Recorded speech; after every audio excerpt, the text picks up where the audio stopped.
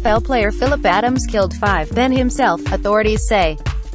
Authorities in South Carolina have confirmed that former NFL player Phillip Adams was the person who killed 5 people, including a prominent doctor, his wife and their 2 grandchildren in South Carolina. They told a news conference Thursday that they had not yet determined a motive. "There's nothing right now that makes sense to any of us," said York County Sheriff Kevin Tolson. Tolson said evidence left at the scene of the shooting led them to Adams as a suspect. He said they went to Adams' parents' home, evacuated them and then tried to talk Adams out of the house. Eventually, they found him dead of a single gunshot wound to the head in a bedroom, he said.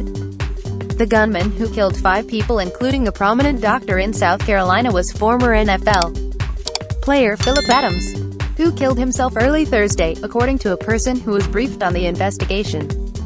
This person, who spoke on condition of anonymity because he wasn't authorized to speak publicly, said Adams' parents lived near the doctor's home in Rock Hill, and that he had been treated by the doctor.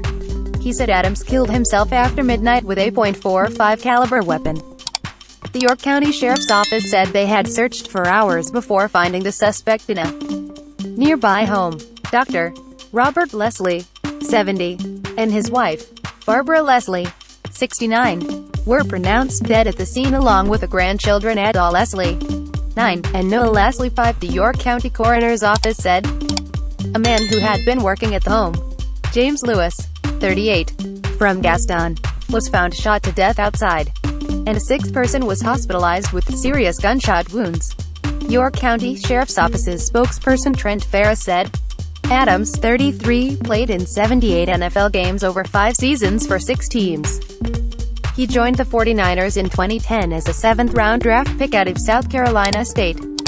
And though he rarely started, he went on to play for New England, Seattle, Oakland and the New York Jets before finishing his career with the Atlanta Falcons in 2015. As a rookie late in the 2010 season, Adams suffered a severe ankle injury that required surgery that included several screws being inserted into the leg. He never played for the 49ers again, getting released just before the 2011 season began. Later, with the Raiders, he had 2 concussions over 3 games in 2012. Whether he suffered long-lasting concussion-related injuries wasn't immediately clear. Adams would not have been eligible for testing as part of a broad settlement between the league and its former players over such injuries, because he hadn't retired by 2014.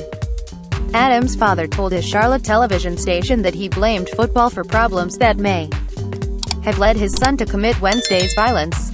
"I can say he's a good kid. He was a good kid, and I think the football messed him up," Alonzo Adams told WCNC-TV. "He didn't talk much and he didn't bother nobody." Quote, deputies were called around 4:45 p.m. Wednesday to the Leslie's home, which is far up a driveway from an arched stone gate and not visible from the road.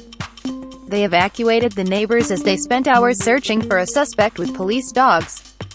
Allison Hope, who lives across from the Adams' modest 1-story brick home, about a mile down the road from the Leslies, said police allowed her to return home around 9 p.m. Wednesday. Moments later, a vehicle pulled into their driveway and law enforcement quickly surrounded the property. She said they spent hours negotiating with Adams, using a loudspeaker and sending in a robot to scan the house. She said authorities repeatedly asked Adams to come out, and promised to get his disabled mother out safely, before Adams shot himself. "This is something I can't grasp yet. I can't put it all together and I'm trying to," and I witnessed it, Hope said. "I feel bad for him because if it was mental or something going on in his life or whatever, you know, he needed help, and that's the sad part." Single quote. Adams often isolated himself, even as a player, his agent, Scott Casterline, told the AP. Casterline said he spoke regularly with Adams' father, who left him a voicemail Wednesday morning. "He was part of my family. I loved him. He's a great kid, a great guy. This is so unlike him. He had to not be in his right mind, obviously," Casterline said. "All of us who knew Phillip are shaking our heads. He struggled away from the game. I tried to get him to come to Texas. I was going to find him a job, but he wouldn't leave South Carolina because he had a son. He was a good father. Seeing Phillip shoot 2 kids, it's not him. I can't fathom it. It's devastating for the victims and the families," Casterline said. Ferris provided few details early Thursday ahead of a planned news conference.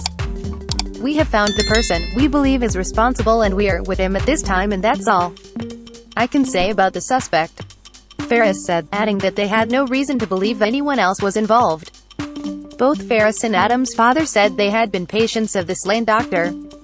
Dr. Leslie has been one of those people that everybody knows.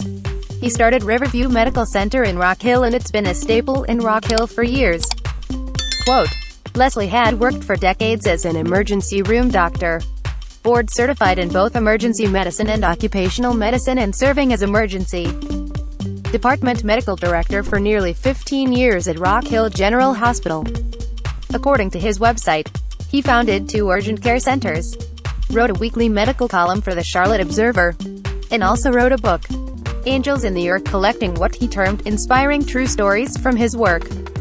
A biography page said he and his wife raised 4 children. "I know without a doubt that life is fragile," Leslie wrote in his book. "I have come to understand that humility may be the greatest virtue. And I am convinced we need to take the time to say the things we deeply feel to the people we deeply care about."